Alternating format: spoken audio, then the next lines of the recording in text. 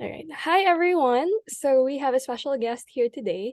Ayer is the first certified functional nutritionist-dietitian in the Philippines and has really helped so many people reach their health goals and get their health in check. So it's truly an honor and very exciting to have her here today. So hi, Ayer. Thank you so much for agreeing to an interview and supporting a movement for health. I know that you have had a long day, so let's get right into it. My first question for you is, what is functional medicine and how did you get into functional medicine? Yeah, first of all, hi everyone. So thank you, Patty, for having me here. So I think the answer to that question was I already shared to you last week, right? But long story short, it was because of my of a close friend of mine, who at the time was training us. So this training was a 3 consecutive day training, and it was because of the food sensitivity test. So during the training, I was amazed at how they explained the wonders of nutrition, and they were showing us different studies. Like, they were explaining to us like even a single food can affect your gut microbiome. Like, for example, smoothie. So even if you drink a smoothie overnight, it will affect your good and bad bacteria. So they were showing these studies, and that made me realize that there's more to nutrition than calories. So yeah, fast forward, I applied in the same clinic, and fortunately I got in. And this clinic was practicing functional medicine, so it was like the leading clinic in that approach. So I started really learning functional medicine at the time. Like, I was reading a lot of podcasts, listening to a lot of podcasts. I was reading a lot of books. I really invested a lot of time listening to different functional medicine doctors like Dr. Mark Hyman. And yeah, there's this time, like a week into it, there's this time I personally witnessed one of the clients of the clinic who, to give you a background, this patient was having like a medical condition that she was having struggle standing up. Like, she needed assistance to stand up, and she was on a wheelchair. But through functional medicine, she was able to slowly regain her health by just changing her lifestyle, and now she's living her life. And I think she now has a kid. And this is one of the success stories of FM, functional medicine, in the Philippines. So yeah, that really inspired me, and that motivated me to further my career in this approach. And that also made me realize how important my role is as a nutritionist in the field, right?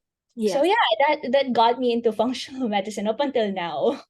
Wow. Yeah. No, such a great story. So it kind of just fell into your lap, but then you were open and curious enough to lean into it, to explore, to do your own research and get to know more about the science behind it. And then having that confirmation or that reaffirmation that you were able to see it in this patient, that lifestyle medicine, functional medicine was really able to help someone literally walk again. Yeah, Yeah. yeah. I And mean, this is one of the many patients I've seen so far. One of the many. one of So yeah, that's just an example. yeah. So then it's continuing to change lives. And as you continue to practice, you're really seeing the effects of this type of medicine. Mhm. Yeah. Yeah. Okay. So then as you said, like, you were really amazed and by how this has really changed people's lives. So I guess what was the biggest difference between when you first started as a nutritionist and how you practice your clinic and your nutritionist now? Mm-mm.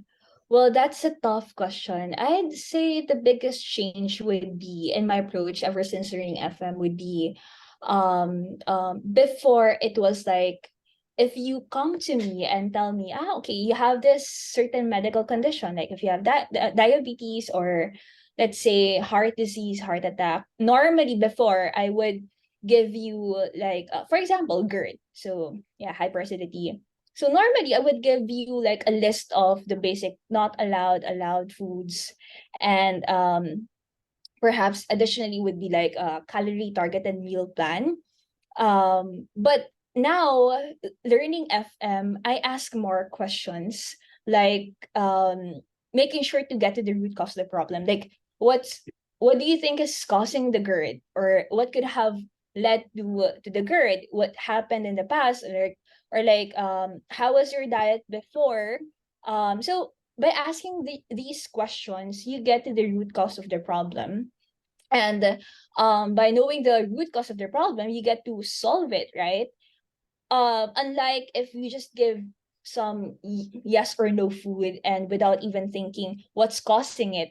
It's just a I believe that it's just a band-aid solution to the problem, and it will keep on reappearing and it becomes a vicious cycle. So I think the biggest change would be really getting to the root cause, and my approach became more holistic this time. Mhm. And sometimes I also use like a timeline to make them understand that, hey, this is what happened, or like these are the things that could have led to your condition now. So it makes them understand that, okay, these are the habits that I want to change. So learning that, it makes them even more motivated to do the lifestyle change. Yeah. Yeah. Yeah. So as you're highlighting, kind of history is very important. What you did Yeah. your entire life up to that certain Right. point. I Right. mean, even what your mom did while you were in her tummy Yeah. Right. made Right. a difference. Yeah. And Yeah. so getting that full history, understanding very personal aspects of somebody's life to really figure out what's going on with you. Why are your systems not working the way it should work? Right. Right. Right. Yeah. So, as you mentioned earlier, you gave an example of someone who was already wheelchair bound that was able to live a normal life again and go back to walking. Mhm. Can you share with us? Because I'm very interested to know what are some of the other, wins or highlights that you've experienced um, using nutrition to help clients get, better and healthier. Okay, like what I said is that person, that client was just one of the many patients who I've seen improve through functional medicine. So I'd like to share also another patient of mine. And this time, this is really a patient of mine. So I've had a few, but I would say the proudest would be the time when we helped this woman get pregnant. So the first time she came to us, she came with her husband, and at the time I was also working with Dr. Van in this case. So they were sharing to me like they've been trying to have a child for years now, for a period of time. And yeah, the whole journey was a 2-year roller coaster ride. Like there were ups and downs, and guess what, she was really 95% compliant with the diet, or like she did all the tests required, she took all the medicines, she took all the supplements, but at the time it was not taking effect. Mhm. So that really happens in a lot of journey, but she persevered. She still did all the recommendations, and she trusted the process. She surrounded herself with the right people. She still had the right mindset, and afterwards, after 2 years, she now has twins, and they're perfectly healthy, and these twins are eating vegetables now. And I'm proud because I feel like I became part of that journey Mhm. and part of their lives at that part. And I'm really proud because she's still consistent with the lifestyle change. She's still having a lot of vegetables, and she still makes sure to eat lots of colors Yeah. in the meals, and also for the family. And yeah, she's now a proponent of functional medicine and the importance of nutrition, not just to her family but also to her students, because she's a teacher, or she's a professor, I guess. Yeah. Mm. Yeah. And it's really a testament to how powerful, lifestyle change can be, because she wouldn't continue it, the discipline, the patience, the work that it takes to doing Right. this type of lifestyle if she doesn't feel the effects, the how Right. good it makes her feel and how it makes her body feel. And And it's amazing when you see that people really change their mindset, their thinking, and their lifestyle, and that they're able to trust the process, because it's a long journey. It's not like you're Yes. gonna change your eating habits for 3 weeks and then you'll be better. Right. Sometimes it really takes a long time, and you just have to trust the process and be consistent enough. Yeah, you know. To give the body enough time to heal and Yeah. to repair and to rest and recover. Right.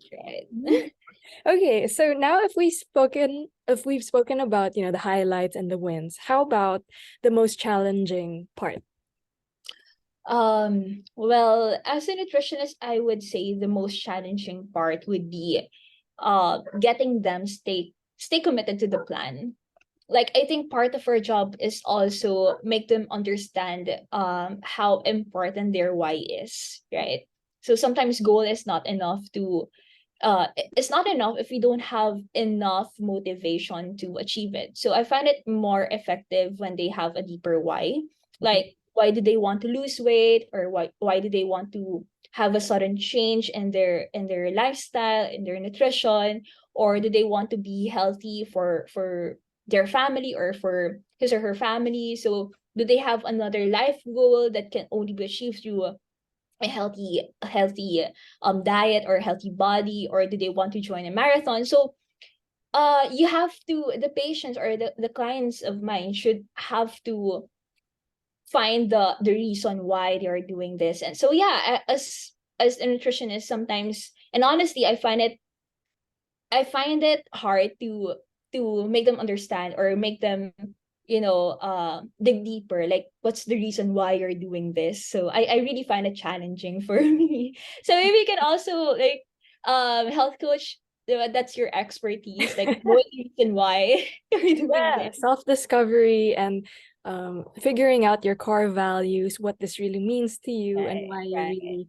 doing this for the long term. Because as you said, it's delayed gratification. You're not going to see results immediately, but you need the patience and you need to trust the process. But, it sounds like you're doing a really good job of putting on your coaching hat while being a nutritionist as well. That's Um, part of the job, I guess. Yeah, and it's an added service that I hope a lot of medical practitioners will continue to adopt, and spend a little time getting to know your client and getting to understand the reasons and the motivations why Right. they're doing it, so that they will follow your plan, they will, sustain and be consistent, and then they can see the results happen. Yeah. Yeah. Agree. 100% agree. So keeping up with the uplifting and the positive vibe, what is the sweetest message that you've gotten from a client? Sweetest message. I'm thinking of the time when my patient was sharing to me her plan of helping people like her with the same health problems or same medical condition. So she was telling me upfront, like, it's because of me. Ever since she met me, Dao, she felt like she wants to be God's instrument of healing. Mm-hmm. And let's admit it, like, not all people are privileged to buy all the supplements, to avail all the programs, or like avail or do the different tests, the lab tests. So not all people are privileged, and so part of her way of giving back is to help these people. And I find it very sweet because it made me realize that all I did was to follow up on her, like ask her from time to time, making sure she's still on track. And these are small things that already made a huge difference. Little did I know, and perhaps the lives of other people. So yeah, by helping one person, she's now able to help other people. So one thing leads to another. So yeah. So that's really the sweetest message I got from a client of mine. Wow, that's amazing. So when you show somebody you care, and they feel loved and they feel the effects of how kindness can really change somebody's life, and then they get inspired to pay it forward and to do the same thing for others. And so, yeah, as you said, that one person that you help will help more people, who then may help even more people, and then it will just spread. Right. You're the proponent of kindness in the world. Yeah. Just one small thing like asking, how are you? How have you been? That Yeah. makes a huge difference. And knowing that somebody is thinking of you, that's very comforting Right. already. That somebody is sharing your burden or your pain or your suffering, whatever you're feeling that moment. And then you hear that, oh, how are you? And you're like, oh, somebody's thinking of me. It's so sweet. Yeah, yeah, yeah. Okay. Right. I don't know. Yeah. How about, okay, so what did you learn naman about yourself? Mm. Well, to tell you honestly, I used to be hard on myself. Like if the plan is not working or if the patient is not, following the diet plan, I used to blame myself for it. Like I feel like I'm the one accountable for it. Mhm. So it took me time to actually realize that, no, it's not my fault. I did my best and I really put my effort into it. Like I really did my best, and that's what matters. So at the end of the day, it's still up to the patient whether he's ready or not to do the lifestyle change, and it's not you. Okay, so yeah, I have to constantly remind myself of that. Like, okay, it's not you, it's not you, it's not you, because I really used to be so hard on myself regarding that. Yeah, yeah. And I think it's the same for most of the healthcare practitioners, coaches, the doctors, other nutritionists. We want to help other people so badly, but at the end of the day, the accountability really falls on the client. If they don't do the work, if they're not willing to put in the work, or if life gets in the way, sometimes it's out of their control also. And there's nothing much else we can do. And so yeah, kind of that self-compassion, forgiving yourself and having that boundary, reminding yourself, as you said, it's not your Right, fault, you did your best. And that right, is, yeah, that is enough. yeah. Yeah. Mm-mm, agree. Okay, so what then would be something you wish every person would know about nutrition? Okay. Hmm. I think not just nutrition, but also like in life in general, or like in lifestyle change in general. So that even a single positive change in your diet or lifestyle will already create a big difference over time. So it will slowly pile up, it will snowball over time. So again, one good thing leads to another, and before you know it, you're already doing it. So a perfect example, mind you, I used to eat lots of rice before, like 2 cups of white rice before, and Wow. very little protein, very little vegetables, irregular vegetable intake. So I used to be that kind of nutritionist before. So I started with decreasing 2 cups of rice to one, Mhm. and then from 1 to 1/2 cup of rice, and slowly replacing the carbohydrates or the rice with lots of vegetables, and by slowly increasing the protein, and it makes me full actually. And that's when I noticed the change in my body. And the time when I noticed the change in my body, like everyone was saying, oh, okay, you look good, you look good.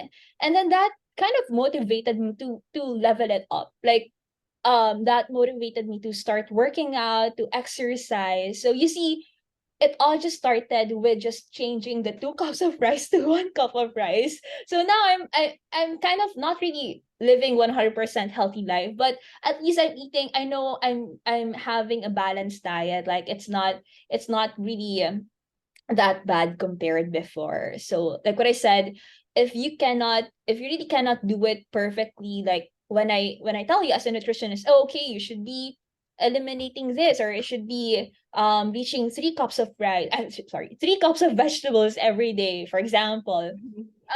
Don't be hard on yourself. Like you can start with a very very basic, or you can start with what you can only start. Mhm. Like okay, I can slowly increase it to 1 cup. If you're not a vegetable eater, I can only increase to 1 cup this week, and then maybe next week would be 2 cups. So again, aim for progress, not perfection. So yeah. Yeah, that's such a nice saying. Aim for progress, not perfection. Because there's no such thing as perfect. But Right. also, wow, you can eat 2 cups of rice. You're as small as Before, me. before, before.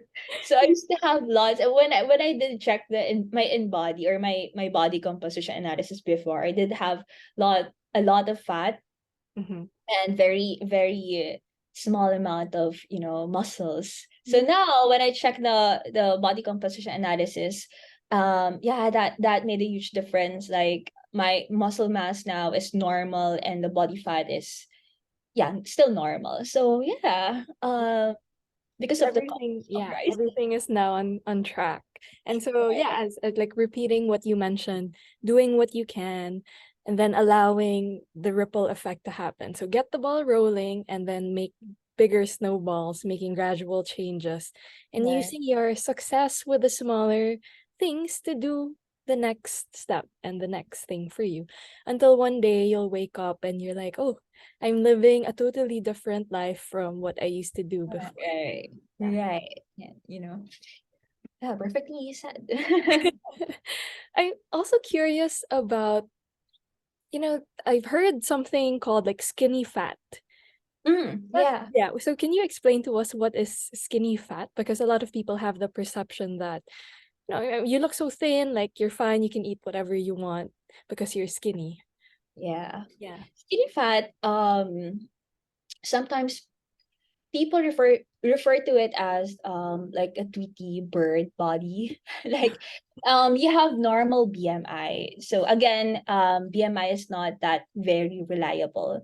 So BMI just tells you, okay, you have normal weight compared to your height. So but again, having skinny fat, so sometimes you look so thin, Mhm. but when you check your body composition analysis, your muscle mass is too low. So again, I've read a lot of studies saying that muscle mass, you have to have normal muscle mass, the lean body mass, so you can be healthier. So that's a marker or of healthy body in general. So skinny fat is meaning when you check your body composition, you might be obese, you might have a lot of body fat, and still you have the normal BMI. Mhm. So yeah, that's what it means, the skin fat. So So you, again, yeah. if you have, I mean, sorry to cut you. So again, if you want to know if you're skin fat or not, I would really suggest to check your body composition analysis by using the advanced weighing scale, the body composition analyzer, like the Tanita or like the InBody. So these are advanced weighing scales that can let you know na, okay, this is the body composition analysis that you have now. Yeah. Yeah, So that's very interesting. So that means you can look very fit and skinny, but not necessarily that you very are healthy, actually, yeah, healthy. healthy. Yeah, in general. Yeah. So we still have to be mindful of the things that we are consuming, even if we don't necessarily have the physical weight that is on. Right. So note to everybody who Hello to thinks that they everyone. can eat all the junk food since they are And so yeah, thin. you just don't focus on your diet. So in order for you to, gain muscle mass, you also have to exercise. So diet and exercise should work hand in hand. Mhm. So eating the right things and moving the right amount. Meaning, Okay. yeah. So then when should somebody see a nutritionist? Okay. So well, as a nutritionist, we can guide you uh with your, if you have like a medical condition, yeah, we can guide you with that. If you want like a proper portion, if you want to have a healthy body in general, we can guide you with that as a nutritionist dietitian. So yeah, we can help you with your problem in terms of if you want to know more about how to eat properly, what's the correct portioning, we can help you with that. If you want to achieve a healthy body, we can help you with that through food and nutrition. Mhm. So yeah. So from ranging from general concerns to Right. specific medical issues, you're able to Correct. help everyone with that. Yes, Yeah, that's correct. wonderful. Okay, and we're almost at the end. So can you tell us more about, your services? If people want to reach you and find you, where can they do that? Yeah. So yeah, good thing you asked. So I've been handling women with fertility issues for a long time now, and also like women with reproductive health. I've been leaning towards handling patients with PCOS, with reproductive health problems, or with hormonal problems. So stay tuned also. So you can reach me via Instagram, that's Ayer, so Ayer, or my Facebook page, Ayer R&D IFNCP, or you can also email me through annapatriciaayo@gmail.com. So yeah, those are the contacts that you can reach. Yeah. So for those of you listening, we'll also put it down on the caption below, so don't worry if you didn't catch that. And before we leave, we're all curious to know what is next for you. Where do you see yourself going from here on? Yeah, again, I'm really gravitating towards the women's health Mhm. in general. So I'm really planning to lean to that. Like, I'm planning to have like a book of my own, to further help people with PCOS problem, and not just PCOS, but also those with hormonal imbalance. So yeah, stay tuned again. Yeah, we will. That's so exciting. Just within my own friend group, most people have PCOS. So I'm sure there's so many people out there with the same issues who would benefit from your knowledge and your experience. And if you kind of condense all of that in a book, we will definitely buy it. Right, right, right. Thank you so much Thank for you. being here today and for sharing your time and wisdom with us. And we were very happy to have you. Thank you, Patty. Bye, Air. Bye-bye.